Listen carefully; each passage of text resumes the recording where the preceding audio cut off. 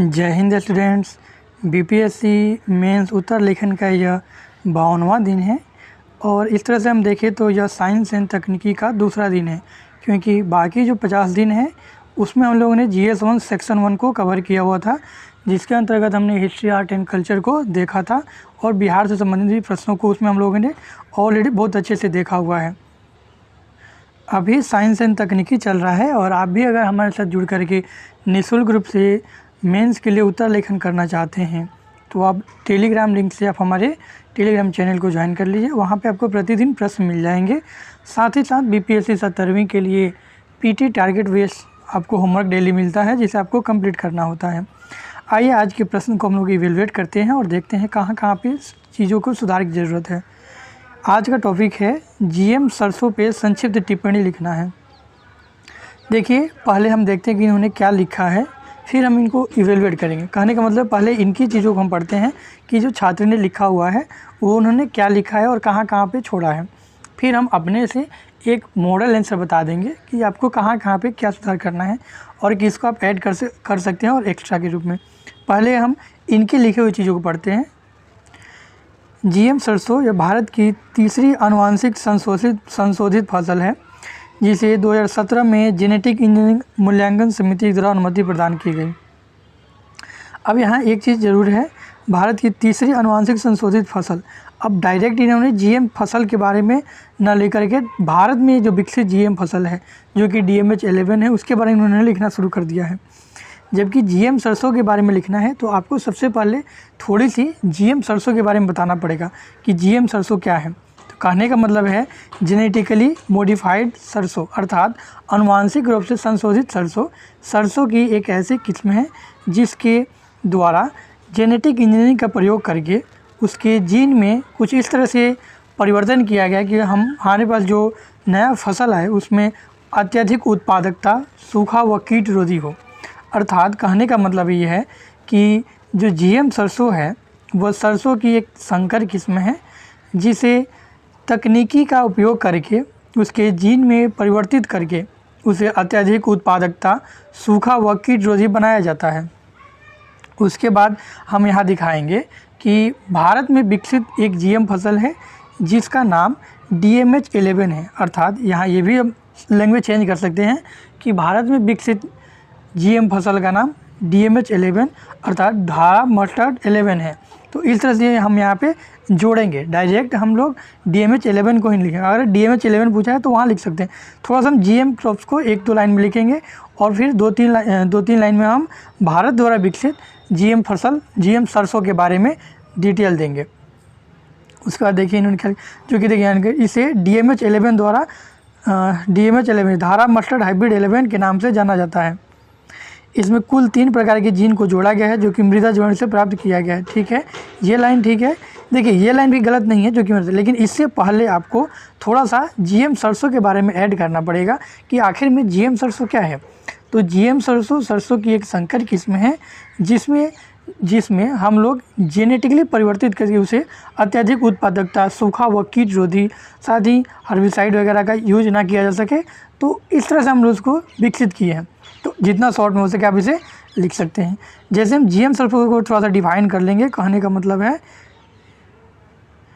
थोड़ा सा जीएम सरसों, उसके बाद यहाँ से हम ऐड करेंगे कि भारत में विकसित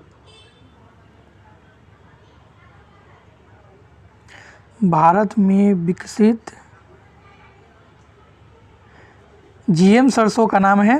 देखिए मैं सब लिख नहीं सकता, इसलिए मैं आपको वीडियो के साथ ही भारत में विकसित जीएम सरसों का नाम है DMH 11, जिसे धारा मस्टर्ड हाइब्रिड 11 कहा जाता है। यहाँ 11 का मतलब है कि 11 जनरेशन में जब हम लोग जाकर उसको क्रॉस कराते हैं तो जाकर के हमें ये प्राप्त होता है। जाना है इसमें कुल 3 प्रकार के जीन को जोड़ा गया है जो कि हमें सॉइल से प्राप्त होते हैं। बार जीन, बार्नेज जीन, बार स्टार जीन। या जनरली 2 ही हम लिख कर निकाल सकते हैं, बार्नेज और बार स्टार। बार जीन एक अलग तरह से वो तकनीकी में आ जाता है। चलिए आगे देखते हैं इन्होंने क्या लिखा है। DMH 11 भारतीय सरसों की किस्म वरुण, ठीक है, और पूर्वी यूरोपीय वरुण, भारतीय सरसों की किस्म वरुण और यूरोपीय किस्म अर्ली होना चाहिए। इसमें अर्ली थोड़ा सा इनका गलत लग रहा है। अर्ली हीरा 2 के बीच संकरण का संकरण का परिणाम है। ठीक है, इन दोनों को मिला करके, दोनों का संकरण करा करके ही DMH11 बनाया गया है। और फिर देखिए, सबसे पहले तो इसमें 3 तरह के जीन जोड़े गए हैं, जो कि हमने ऊपर बता दिया। जीन जोड़ने के बाद इसमें क्या किया गया है, इनको संकरण कराया गया है। 2 पॉलिनेशन जो बोलते हैं, क्रॉस पॉलिनेशन, जिसमें 2 किस्म का उपयोग किया गया है। वरुण जो कि भारतीय किस्म है और अर्ली हीरा 2 जो कि यूरोपीय किस्म है। और फिर ये पूरा हमको प्राप्त हुआ है। उसके बाद देखिए, यह समान सरसों की तुलना में 30% अधिक पैदावार और उच्च औसत क्षमता वाला है। ठीक है, घरेलू मांग को पूरा करने के लिए भारत खाद्य तेलों का आयात लगातार बढ़ रहा है। अब यहाँ से ना पैराग्राफ चेंज कर देंगे, थोड़ा ज़्यादा अच्छा लगेगा हमारा आंसर, क्योंकि यहाँ से हमारा जो है थॉट जो है ना चेंज हो रहा है हमारा। तो घरेलू मांग को पूरा करने के लिए अब यहाँ उपयोगिता आ गया, भारत खाद्य तेलों का आयात लगातार बढ़ रहा है। भारत में खाद्य तेलों का आयात लगातार बढ़ रहा है, जो अंततः विदेशी मुद्रा की कमी का कारण बनता जा रहा है। ठीक है, GM सरसों कृषि आयात पर विदेशी मुद्रा निकासी को कम करने हेतु आवश्यक है। देखिए, सिर्फ इसीलिए नहीं, हमें अपनी खाद्य आवश्यकताओं को पूरा करने के लिए आवश्यक है। बहुत सारे रीजन है इसमें। हाल ही में भारत सरकार द्वारा पुनः इसे फील्ड ट्रायल को मंजूरी प्रदान कर दी गई है। अब जल्द ही हमारे खेतों में दिखाई देगा। अभी इसके पर्यावरण संधारणीयता को जांचने के लिए इसकी मंजूरी दी गई है। हालांकि पहले भी मंजूरी दी गई थी, लेकिन सुप्रीम कोर्ट के आदेश के बाद इसे बंद किया गया था। लेकिन फिर से इसे, क्योंकि खाद्य तेल हर बार महंगा हो जा रहा है, इसलिए इसे एक बार पुनः फील्ड ट्रायल को मंजूरी दी गई है। अब इसमें चिंताएँ देखिए, क्या लिखिए, जिस्म सरसों, अरे GM होगा यार, थोड़ा सा अच्छे से लिखिए आप। GM सरसों से जैव सुरक्षा, पर्यावरण, मानव और पशु स्वास्थ्य पर प्रतिकूल प्रभाव पड़ सकता है। DMH11 में बाहरी जीन है जो पौधों को दवाओं के प्रति प्रतिरोधी बनाता है, कीटों के प्रति प्रतिरोधी, यहाँ ज़्यादा बेटर हो जाएगा दवाओं को ना करके। अब देखिए, कीटों के प्रति प्रतिरोध बनाएगा। देखिए, सबसे बड़ी दिक्कत है ना कि इंसेक्ट ख़त्म हो जाएंगे। तो यहाँ आपको एक तो है कि आप देखेंगे कि हनी बी जो है ये धीरे धीरे ख़त्म हो जाएंगी। तो प्लांटेशन में जो अन्य प्लांट हैं उनके पोलिनेशन में दिक्कत आएगी। अन्य कीट भी अगर ख़त्म होते हैं इसके कारण से, तो वहाँ पे ये है कि एक चीज़ आपको अन्य भी फूड चेन हमारा ख़राब हो सकता है।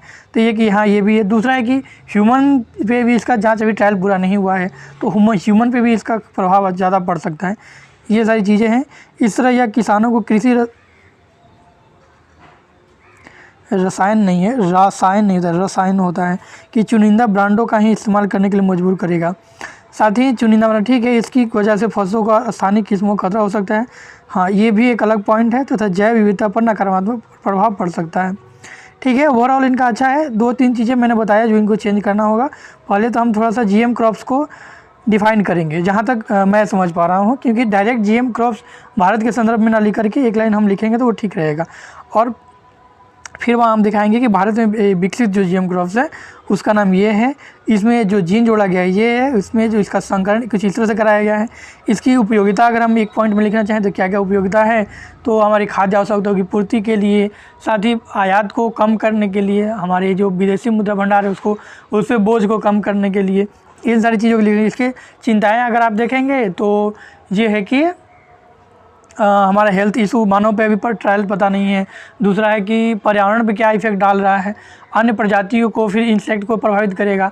हो सकता है कि अन्य प्रजातियों को नष्ट करना शुरू कर दें, या उनमें भी क्रॉस पॉलिनेशन होने की संभावनाएं हो सकती है।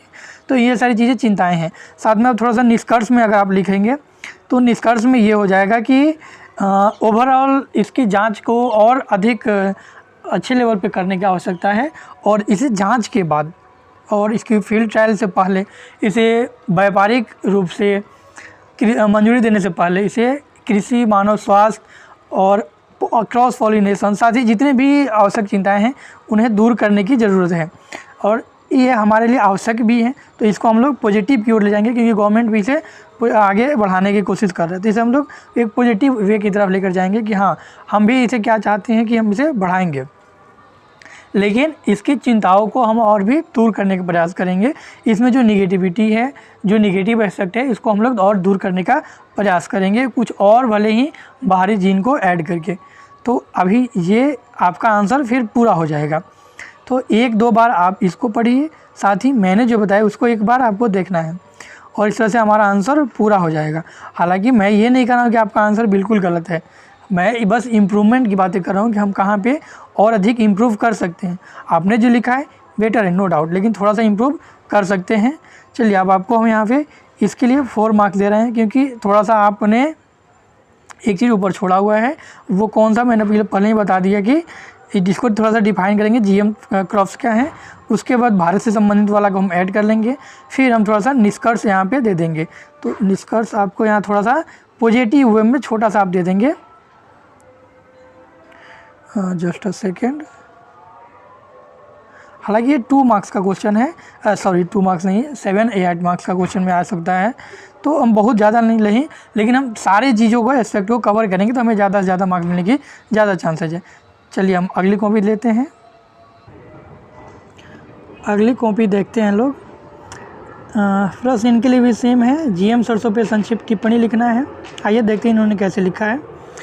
जीएम सरसों यानी अनुवांशिक रूप से संशोधित सरसों, थोड़ा सा इनका क्वालिटी अच्छा नहीं है, फिर भी अब चेक कर ही देते हैं। पौधों में एक नया गुण, आप देखिए जरूरी नहीं कि एक ही नया गुण हम ऐड करेंगे, एक से अधिक नया गुण भी हो सकता है, जैसे कीटरोधी हो सकता है, अत्यधिक उत्पादकता हो सकता है, उसके बाद आसपास जो घास हो रहे हैं उसको ख़त्म करने के लिए भी हो सकता है कि आसपास जो वीड जो आ जाते हैं वो नहीं आ पाएँ। तो जरूरी नहीं कि एक ही नया गुण, हम लिख सकते हैं कि एक से अधिक गुण लाने के लिए विकसित किया जाता है। तो हम ये बोल सकते हैं कि जीएम सरसों क्या है, तो यहाँ जीएम सरसों के थोड़ा सा डिफाइन करने का प्रयास किया है, ठीक है। उसके बाद जीएम अर्थात जेनेटिकली मॉडिफाइड सरसों, डीएमएच धारा मस्टर्ड हाइब्रिड 11 को भारतीय सरसों किस्म वरुण और पूर्वी यूरोपीय की किस्म अर्ली हीरा 2 को क्रॉस करके तैयार किया गया है, ठीक है। इन्होंने बता दिया एक ही लाइन में कि कैसे बनाया गया है। इसमें 3 तरह के जीन का इस्तेमाल किया गया है। बार्नेज बार, देखिए अब ये पता नहीं चला, अपने बार स्टार होता है लेकिन ये स्टार कहीं से लग नहीं रहा है। बार्नेज बार स्टार। अब यहाँ एक चीज़ देखिए, आपकी राइटिंग में मैं थोड़ा सा बता दूँ, मैंने पहले आपको बताया था। देखिए यहाँ पे आपने देखिए इस्तेमाल लिखा है तो ई बहुत बड़ा हो गया है, बाकी जो स ते माल है बाकी सब ठीक है, ल जो है थोड़ा सा हाफ हो गया है, तो इसको थोड़ा सा इक्वल कीजिए, ई को थोड़ा छोटा कीजिए, ल को पूरा कंप्लीट कीजिए और इस तरह से लगाइए कि मतलब ये जो 2 4 5 वर्ड है ये अगर इक्वल रहेगा ना, सबका साइज एक ही जैसा रहेगा तो आपको अच्छा दिखेगा भी और ये नहीं लगेगा कि कॉपी भरने का भी प्रयास किया गया है। तो आपको ये चीज़ ध्यान रखना है। जैसे यहाँ देखिए मॉडिफाइड है तो ये मॉडिफाइड आपका अच्छा है, इन्हें आपने मतलब कि सबको इक्वली दिया है तो यहाँ ठीक लग रहा है। चल तो ऐसे आपको थोड़ा सा ध्यान रखना है। बाकी यहाँ पे है ना, इसको एक लाइन में भी लिख सकते हैं। उसके बाद देखिए इसकी खासियतें क्या हैं। अब खासियतें थोड़ा सा उर्दू शब्द हो गया तो उपयोगिता लिख सकते हैं या फिर इसकी विशेषताएँ लिखेंगे तो ज़्यादा बेटर लगेगा। इनमें मृदा जीवाणु के जीन होते हैं जिनमें पौधे कीले से नहीं, इनमें मृदा जीवाणु के जीन जोड़े गए हैं, जिससे नहीं, जिसमें होना चाहिए, जिसमें पौधे। अब देखिए ये थोड़ा पता नहीं चला कि लिखे क्या है आपने, जिसमें है या जिससे है। इनमें मृदा जीवाणु के जीन जोड़े जाते हैं जिससे पौधे कीटों से लड़ने में सक्षम हो जाते हैं, ठीक है। कीटों, इनमें ऐसे जीन होते हैं जो पर परागण और संकरण को संभव बनाते हैं। ये सुरक्षा रोधी और सूखा रोधी, ठीक है, और बाढ़ रोधी है, ये बिल्कुल सही है। इनमें उपज बढ़ाने की क्षमता होती है। भारत में जीएम सरसों की जुड़ी, थोड़ा सा अच्छा से लिखिए, थोड़ा सा राइटिंग पता नहीं चलेगा। देखिए एग्जामिनर को क्या होता है कि उसे भी बहुत सारी कॉपी चेक करनी होती है, तो वो उसे नहीं समझ में आएगा तो काट के आगे बढ़ जाएगा और फिर आपके पास चैलेंज करने का भी ऑप्शन नहीं रहता है ना, क्योंकि टीचर बोलेंगे हम पढ़ ही नहीं पाते क्या मार्क्स देंगे। तो इन चीज़ों को ध्यान रखिए, थोड़ा राइटिंग पे ध्यान रखिए आप। भारत सरकार जो छोटा लिखे हैं ना, देखिए वो बहुत छोटा हो जा रहा है, जो बड़ा लिखे वो बहुत बड़ा हो जा रहा है, तो सबको इक्वल दीजिए। सरकार ने 25 अक्टूबर 22 को पर्यावरण, वन और जलवायु परिवर्तन मंत्रालय SOEFCC के जरिए जीएम फसलों को पर्यावरणीय रूप से जांच करने का, पर्यावरण रूप से जारी नहीं, पर्यावरण रूप से परीक्षण करने की मंजूरी दिया गया है। जीएम सरसों की स्वदेशी रूप से विकसित किस्म का नाम धारा सरसों हाइब्रिड DMH 11 है। इसी को पहले लिखना था आपको, जो सेकंड लाइन है ना यहाँ पे, आपको यहीं पे अगर आप सेकंड लाइन में अगर उसको लिखेंगे जो कि मैंने नीचे बताया है ना, तो ये और बेटर हो जाएगा। अब उसके बाद जेनेटिकली मॉडिफाइड इसका जो है निर्माण हो गया, तो ये जो पॉइंट आपने नीचे लिखा है ना, इसको आपको ऊपर ले जाना है। आई थिंक आप समझ गए होइएगा, एरो देने की ज़रूरत नहीं है, इसमें टाइम लग रहा है बेकार में। ले यहाँ से आ भी नहीं रहा नीचे, ये जो पॉइंट है इसको ऊपर ले जाना है।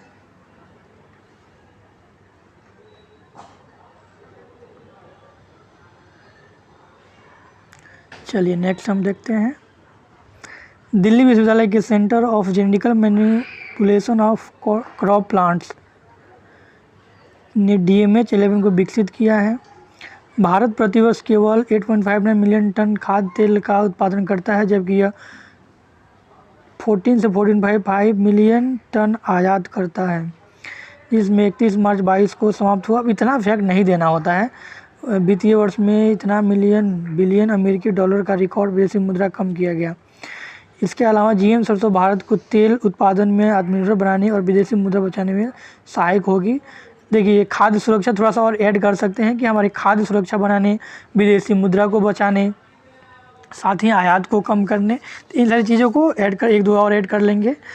दूसरा चीज़ है कि इसमें हम थोड़ा सा इसके डिमेरिट को दिखाएंगे, क्या क्या इसके निगेटिव पॉइंट है, जैसे कि पर्यावरण पे इसके निगेटिव प्रभाव पड़ सकते हैं, मानव स्वास्थ्य पर भी प्रभाव पड़ सकता है, क्योंकि ये इंसेक्ट टॉलरेंट प्लांट है, तो ये हो सकता है कि इसे बैठने वाले कीड़ों पर ये निगेटिव इफेक्ट डाले और उनका भी परागण ख़त्म कर दे, साथ ही मानवों में भी ये इफेक्ट डाल सकता है। तो ये सारे निगेटिव पॉइंट है।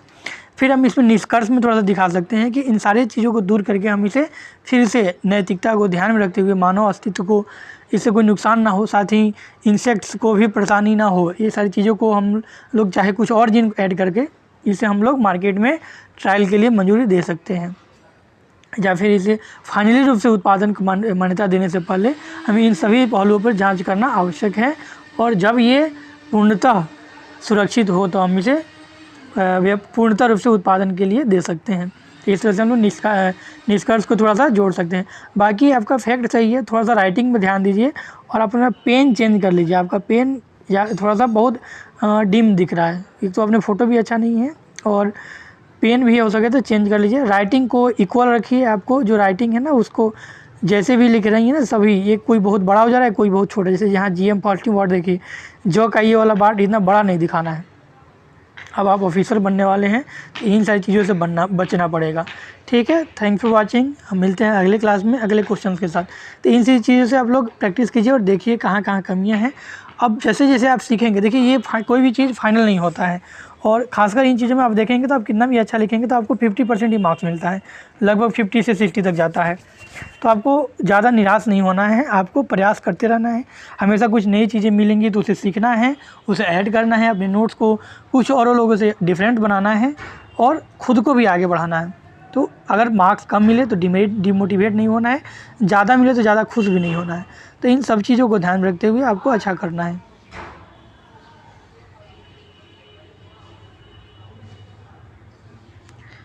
चलिए अगले क्लास में मिलेंगे, तब तक के लिए जय हिंद।